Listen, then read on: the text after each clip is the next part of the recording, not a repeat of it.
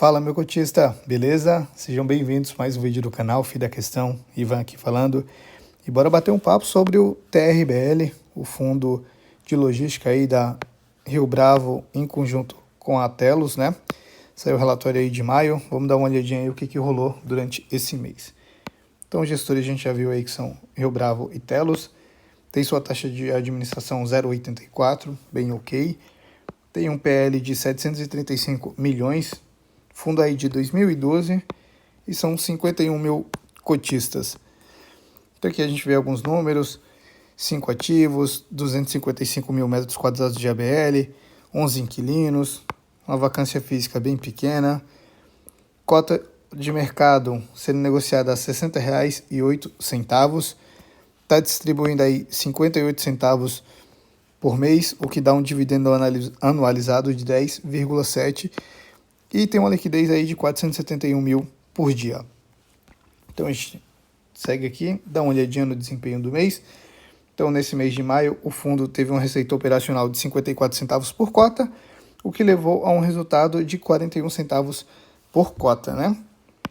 Na parte de distribuição de dividendos a gente viu que ele entregou 58 centavos, então assim, teve que utilizar um caminhão de reservas aí, né?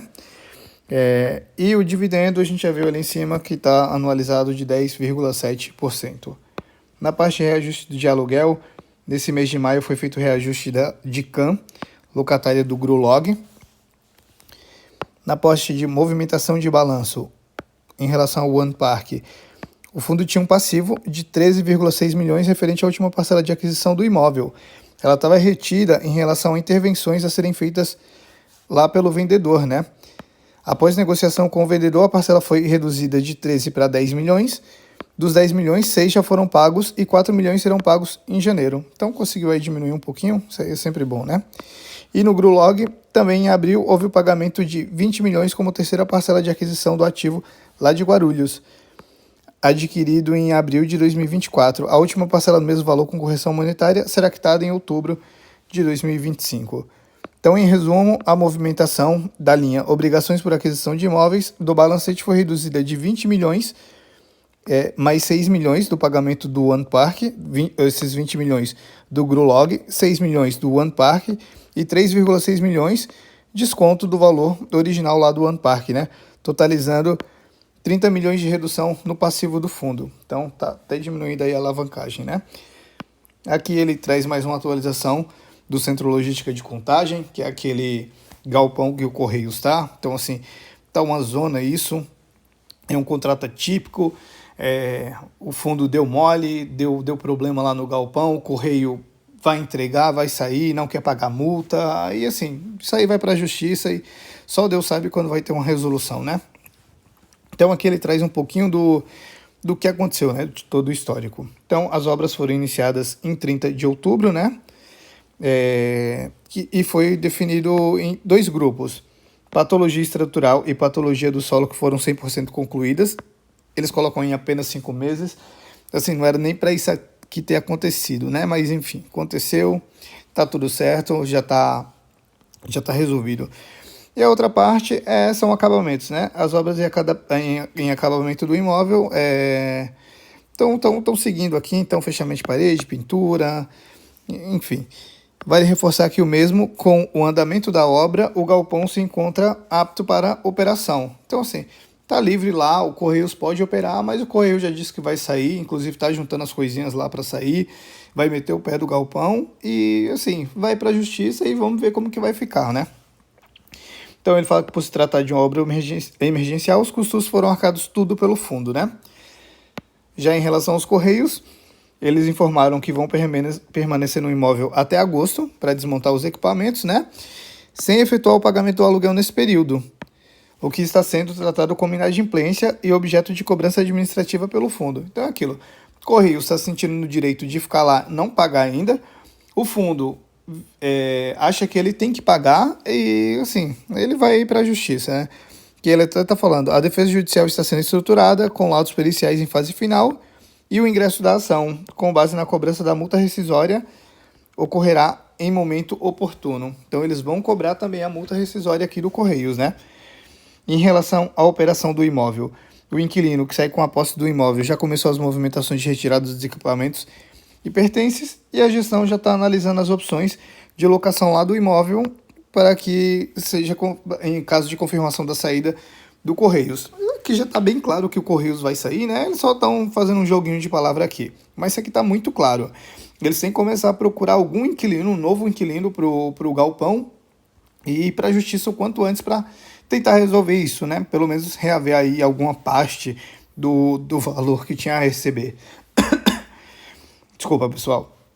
Então aqui ele fala que o ativo está localizado em uma região de baixa vacância e alta liquidez, que somada à qualidade do empreendimento reforça nossa confiança rápida na relocação do espaço no mercado. Então assim, não sei, talvez até o pessoal tenha ficado um pouco com o pé atrás depois do que aconteceu, né? Foi feita reforma, a Defesa Civil já liberou, mas ainda assim fica aquela mancha, né? Então vamos ver até como que vai ser depois que o Correio desocupar para ver se vai encontrar um novo inquilino rápido, né? Então aqui ele até mostra como que foi, né? Lá a parte do todo o resumo. Então foi identificado um recalque na parte do aterro do imóvel, com surgimento de trincas na abertura das juntas de dilatação da parte administrativa. A parte administrativa é essa aqui, ó, a 3. Aí ele foi interditado pela Defesa Civil. Aí aqui ele fala do que o imóvel é composto, né? Então, a estrutura principal aqui, o galpão, né? Onde funciona o centro de distribuição. E edificação de suporte, que são a 2 e a 3, né? Aí ele fala que as anomalias identificadas se encontraram nas edificações de suporte, sem risco identificados a estrutura principal do galpão, então não foi nada aqui, foi somente aqui, né? Status da obra finalizada, obra em acabamento no refeitório, só a parte de acabamento, né? Imóvel 100% desinterditado, e aqui ele fala que todo detalhamento está no relatório gerencial de outubro. Aqui a gente vê o acompanhamento das obras, né? Então os acabamentos, o que está sendo feito. Aqui a gente vê a DRE dele. Então, nesse mês de maio, gerou aí 4 milhões, né? Resultado financeiro que tem em caixa 243 mil. Despesa 1.286.000. O resultado aqui 3 milhões. Pagou 4 milhões, deu um resultado aí de 41 centavos. Pagou 58. Teve que usar um caminhão de reservas aí. Tá com 31 centavos de resultado acumulado, né? Aqui a gente vê a composição de resultado nos últimos 12 meses. O dividendo também dos últimos 12 meses. Aqui é em relação à cota patrimonial e aqui é em relação à cota a mercado. Então, anualizado aí de 10,8. Histórico de distribuição de rendimentos. Tá bem ruinzinho aqui essa tabela, não dá para ver nada, né? Isso aqui deveria ter uma linha passando aqui em tudo, né? Para ficar mais fácil, ficar mais visível de se ver. Apesar que eu estou riscando bem em cima dos números aqui. Mas assim ficaria mais fácil de você conseguir enxergar aqui, né? Então a gente via que ele estava pagando aí um ótimo valor em 2024, né? Ó, 85, 85, 85, 85. E aí quando deu o problema, caiu para 62. E agora já está pagando 58 centavos. Distribuição da cota a gente vê aqui, né? Então, os 85 que ele estava pagando foi diminuindo. PL não mudou nada. Aqui é a composição patrimonial dele. Então, o que ele tem de imóveis, o que ele tem em caixa, renda fixa, aluguéis a receber, outros. Dá o valor total aqui, né? Então, a gente vê aqui tudo também, toda a quebra aqui, né? Imóveis. Então, tem tudo aqui. Essa parte de outros, ele não fala aqui o que é, né? Ocorreu parcela do Centro Logístico de Contagem, foi adquirido pela SPE, propriedade.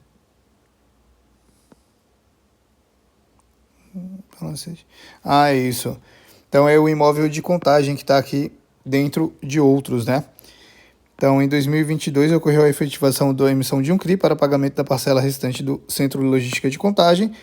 Para a operação, o imóvel foi adquirido parte da SPE de propriedade 100% do fundo. Então, assim, alguns fundos costumam fazer isso, o Gari fez isso, né? Alguns fundos costumam fazer isso, né? E aí, como não é o imóvel em si, ele é dono da SPE que detém o imóvel, ele não pode vir para cá. Enfim, a gente vê aqui o desempenho da cota desde o início. Então a gente vê até que ele estava indo muito bem, sempre acima do CDI do IFIX, só que quando deu problema, olha o que ele fez aqui, caiu bastante. Liquidez a gente já viu ali em cima. A rentabilidade, depois que a Rio Bravo e a Telos assumiu, então a gente vê aqui, começou muito bom, né? Muito bom. Isso, o problema aqui foi esse problema que deu aí nesse imóvel aí do Correio, né? Volume negociado aqui a gente já viu, né? 471 mil por dia. Então, assim, o fundo estava em um ótimo momento mesmo. E aí acabou acontecendo isso. Eu tenho certeza que esse fundo ia chegar no VP, ia crescer mais ainda. E infelizmente aconteceu isso, né? Agora não tem o que fazer. Patrimônio do fundo a gente vê, tem em São Paulo 3 ativos. Em Minas tem um ativo que é o do Correios, né? E na Bahia também tem um ativo. E aqui a gente vê o portfólio do fundo. Aqui toda a participação dele, então 100%, 100%, 67%, 100%. Aqui a gente vê parte de tipo de contrato, então 62% atípico, 38% típico. Indexador, maior parte aí IPCA. Diversificação geográfica, então a gente vê aqui, metade do fundo é esse imóvel de contagem lá do Correio, então por isso que foi muito impactado o resultado dele, né? O Correios obviamente deixou de pagar aluguel, logo ele começou a passar um sufoco muito grande. Os locatários aqui, Correios, praticamente 50%, né? Setor de atuação, que a gente ainda, sobre o portfólio do fundo, a gente vê aqui os locatários do One Park, e até quando vai o vencimento dos contratos dele, o prazo, né? Galpão de Guarulhos, até 42, centro de contagem, esse do Correio iria até setembro de 34. Então, vamos ver como que vai ficar isso, né? O de Guarulhos, de Feira de Santana, a parte de vencimento de contratos, a gente vê que só lá para 2027 que vai ter 11% dos vencimentos.